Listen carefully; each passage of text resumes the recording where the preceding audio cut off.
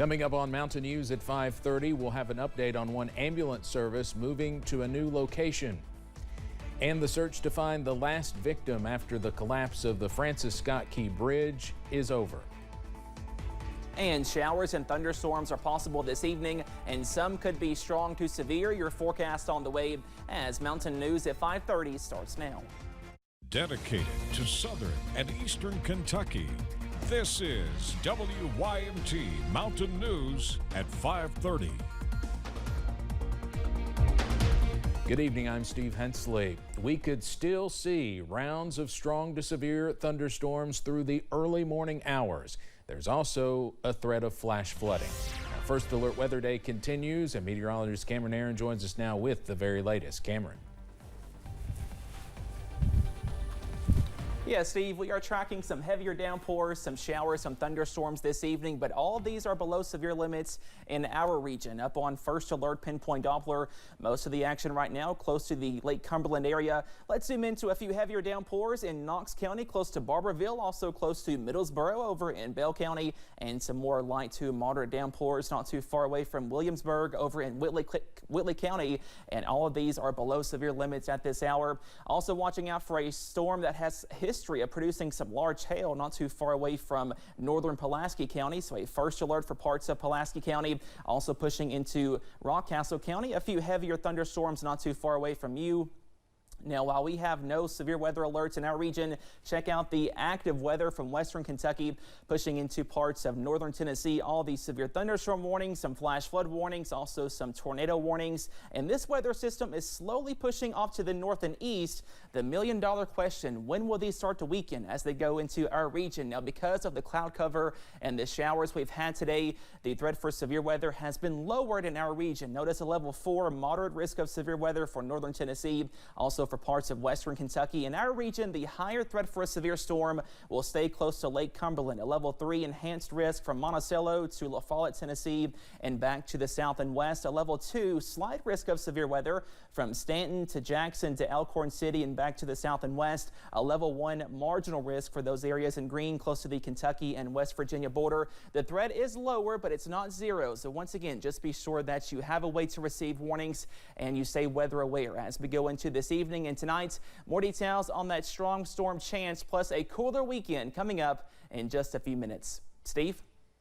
All right, Cameron, from weather to sports now. Just one day after a Harlan County basketball star was released from his commitment to South Carolina, there are new developments late today about where he may go next. WYMT's Armando Berry has more on that. Armando. Boom! That was the first word tweeted by UK assistant Cody Feger that signaled that UK found their next Wildcat in Harlan County's Trent Noah. Just over 24 hours since being granted a release from his national letter of intent, WYMT Mountain Sports learned that it is reportedly a done deal. We are now just waiting for it to become official.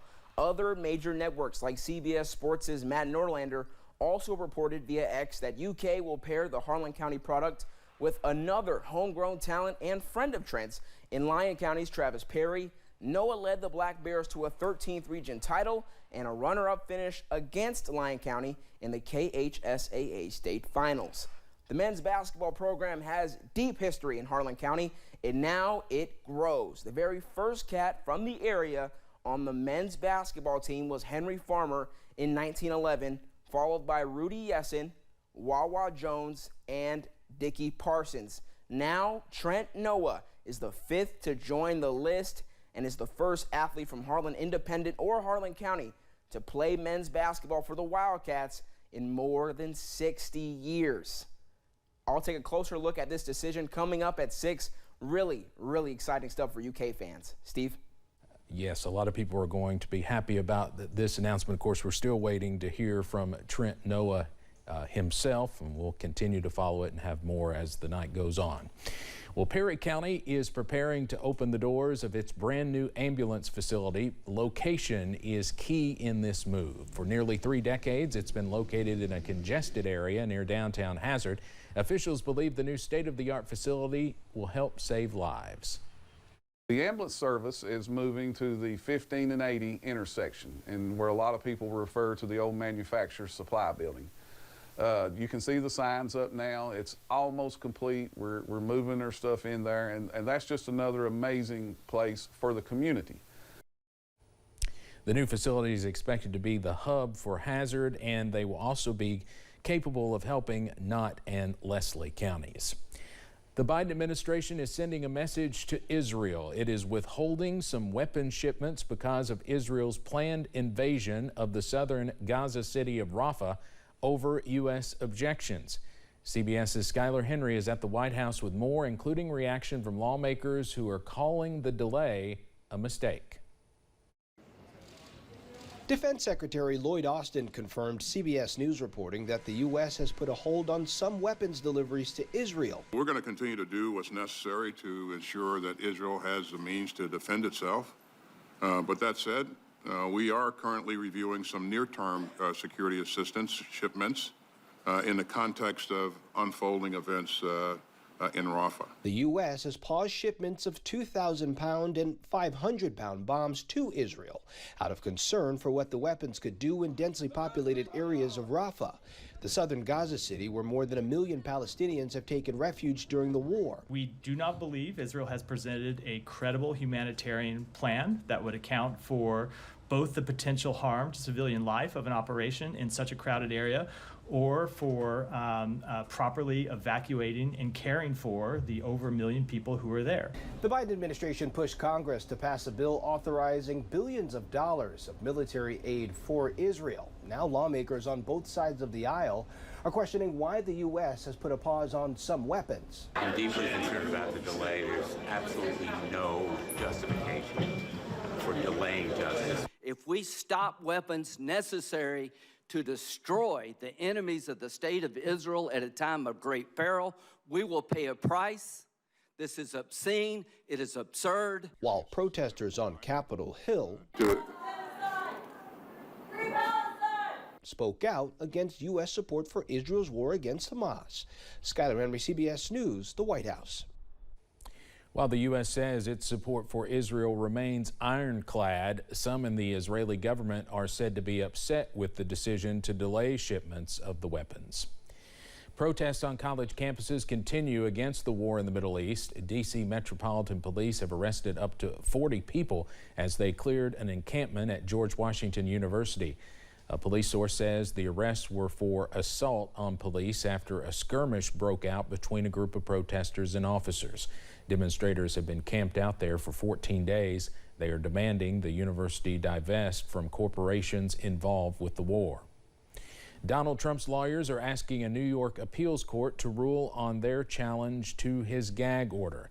They say the order, which limits what he can say about witnesses in the criminal hush money trial, is unconstitutional. Trump's legal team previously asked an appeals court judge to stop the trial while they appeal the gag order. The judge heard oral arguments on the matter, then denied the request and asked for written briefs. The Georgia Court of Appeals will consider former President Donald Trump's effort to disqualify the DA in the Georgia election subversion case. The court will hear an appeal to a previous ruling that allowed District Attorney Fani Willis to continue prosecuting the case.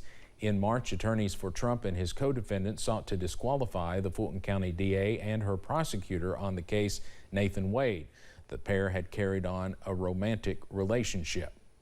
Today, President Biden will speak with black voters in the battleground state of Wisconsin. Some believe that state could be critical in determining who wins the 2024 presidential race. In 2020, Biden carried the state by just 21,000 votes, thanks to turnout in Madison and the suburbs that helped offset the flat showings in Milwaukee's black precincts. This will be President Biden's fourth trip to Wisconsin this year. The president is also announcing a new Microsoft facility at a campaign event in Wisconsin. Microsoft is planning to invest $3.3 billion to open a new artificial intelligence center in Racine. According to the company, construction of the building would create more than 2,000 union jobs. Microsoft also aims to create 2,000 permanent jobs at the site over time. The new plant is being built at Foxconn's abandoned electronics facility. A grim milestone in the weeks-long recovery operation after the Francis Scott Key Bridge collapse. The body of the 6th and final victim has been recovered. Salvage teams found the body yesterday. It was 37-year-old Jose Minor Lopez of Baltimore. He was a father of 3 and the main provider for his family. After a ship crashed into the bridge back in March, several investigations continue to determine why it lost power and who might be responsible. The Consumer Financial Protection Bureau is eradicating excessive credit card fees, but there's been pushback on the move. More about how the new rule will affect you coming up. Plus, we are tracking some thunderstorms this evening and cooler weather for Friday, also the weekend. Those details coming up.